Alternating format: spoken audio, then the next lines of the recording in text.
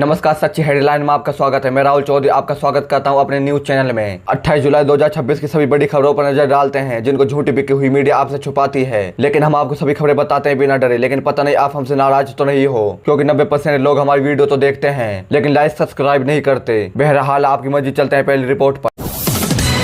बिहार सरकार की बड़ी मुश्किल हो सकती है, सरकार खत्म, नीतीश कुमार हुए नाराज। बिहार सरकार खत्म होने की खबर आ रही है। बताया जा रहा है कि नीतीश कुमार अपने इस्तीफे देने की वजह से नाराज हैं। उन्होंने कहा है कि अपनी जगह अपने बेटे निशांत कुमार को बिहार के मुख्यमंत्री बनाना चाहते थे, लेकिन भाजपा सरकार ने उनके साथ धोखा किया और उनका इस्तीफा लेकर सम्राट चौधरी को बिहार का मुख्यमंत्री बना दिया।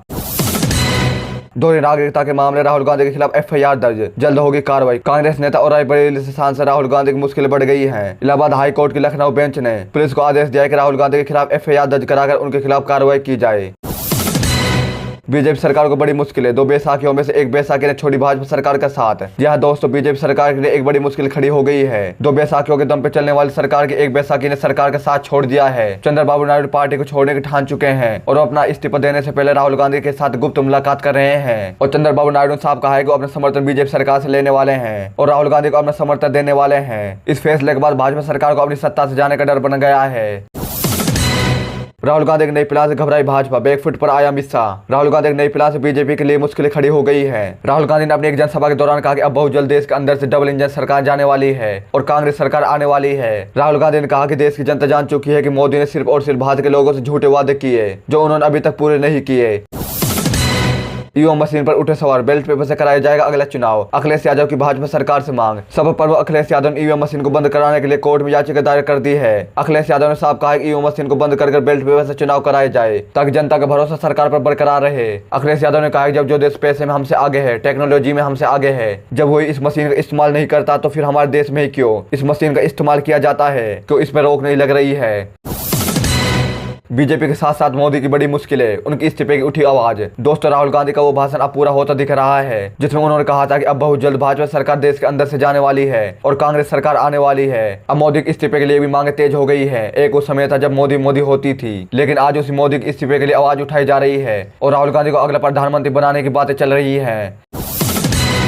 अगर जांच होती है तो मोदी की डिग्री निकलेगी फर्जी, संजय सिंह का आरोप। संजय सिंह ने मोदी की डिग्री की जांच कराने के लिए कोर्ट में याचिका दायर कर दी है और कहा है जल्द से जल्द मोदी की डिग्री को सार्वजनिक किया जाए ताकि जनता को पता लगे कि मोदी कितना पढ़े हैं। अब बात है कि अगर मोदी ने सच में पढ़ाई की है और उनके पास असली डिग्री है तो उसको सार्वजनिक करने में क्या आपत्ति है? क्यों उसको सार्वजनिक नहीं किया जाता? क्यों उसको छुपाया जाता है? प्रधानमंत्री नरेंद्र मोदी की बढ़ सकती है मुश्किलें, डोनाल्ड ट्रंप ने दी मोदी को चेतावनी। अमेरिका के राष्ट्रपति डोनाल्ड ट्रंप ने मोदी पर भड़कते हुए मोदी की पोल खोल कर रख दी। डोनाल्ड ट्रंप ने एक कॉन्फ्रेंस के दौरान कहा, अगर मैं चाहूं तो मोदी की सच्चाई को भारत की जनता के सामने ला सकता हूं। अगर उस सच्चाई खबर भारत की जनता को पता चल गई तो मोदी किसी को मुंह दिखाने के लायक नहीं रहेंगे।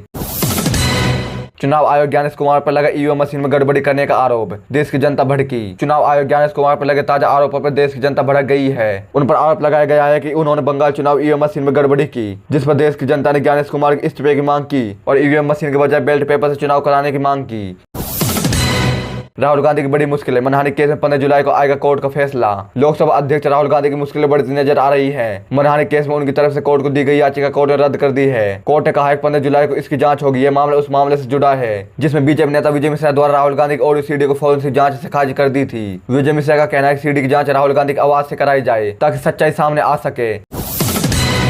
ऑपरेशन सिंदूर ने किया देश को गुमराह, रक्षा मंत्री राजनाथ सिंह के खिलाफ मुकदमा दर्ज। ऑपरेशन सिंदूर को लेकर राजनाथ सिंह के बयान को लेकर सियासी मामला और तेज हो गया है। कांग्रेस ने उन पर संसद को गुमराह करने का आरोप लगाते हुए लोकसभा अध्यक्ष ओम बिरला से विशेष अधिकरण हटाने की कार्रवाई करने की मांग की है।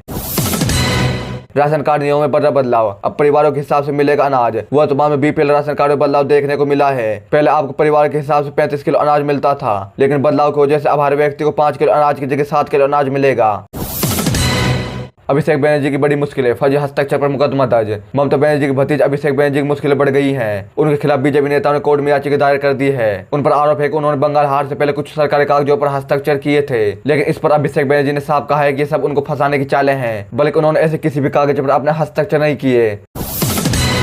ममता बनर्जी पहुंचे हाईकोर्ट, लगाए बंगाल सरकार पर वोट चोरी और चुनाव में फेर बदलाव का आरोप। हाल ही में बंगाल चुनाव हार के बाद पूर्व मुख्यमंत्री ममता बनर्जी ने हाईकोर्ट का रुख किया।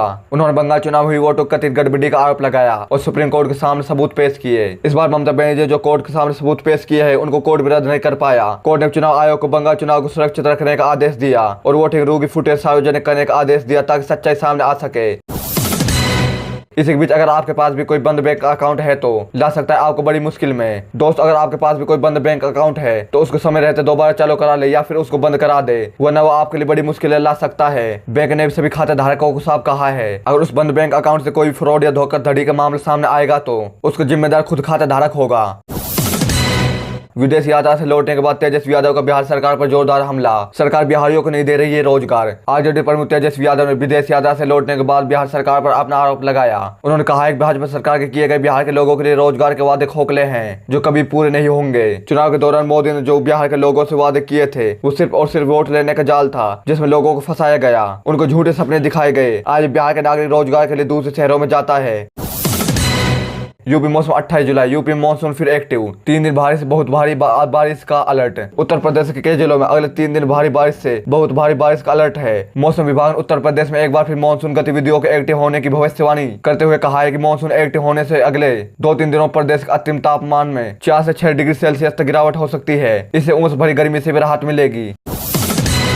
फिर प्रदर्शन की चेतावनी, दिल्ली में सुरक्षा कड़ी, हालात पर पुलिस की पैनी नजर। प्रदर्शनकारियों पर दर्ज मामले को वापस नहीं लेने की स्थिति में कांग्रेस जनता पार्टी की ओर से दोबारा विरोध प्रदर्शन शुरू किए जाने की चेतावनी के बीच नई दिल्ली और सेंट्रल दिल्ली में सुरक्षा बढ़ा दी गई है। पुलिस अधिकारियों का कहना है कानून व्यवस्था बनाए रखने के लिए जंतर मंतर नई दिल्ली और माध्यम दिल्ली के अन्य दिल्ली जगहों पर दिल्ली पुलिस के जवान तैनात रहेंगे। पीएम मोदी की वीडियो पर कमेंट से फिर चर्चा में यूट्यूबर सौरभ जोशी। E20 पर मचाए बवाल। नरेंद्र मोदी सरकार पक्ष पत्र लीक और परीक्षा में अनुसूचित संसाधनों के इस्तेमाल से जुड़े अपराधों के खिलाफ सख्त प्रावधान वाले एक विधेयक को सोमवार को लोकसभा में पेश करने की तैयारी में है। कुछ दिन पहले जंतर मंतर पर कांग्रेस जनता पार्टी के प्रदर्शन को लेकर पीएम मोदी ने सेल्फी वीडियो बनाया था। इस वीडियो पर कमेंट करने के बाद उत्तराखंड के चर्चित यूट्यूबर सौरभ जोशी एक बार फिर चर्चा में है। हाल ही में Saurabh Joshi E20 petrol video डालकर अपनी मर्सिडीज के खिलाफ माइलेज का दावा किया।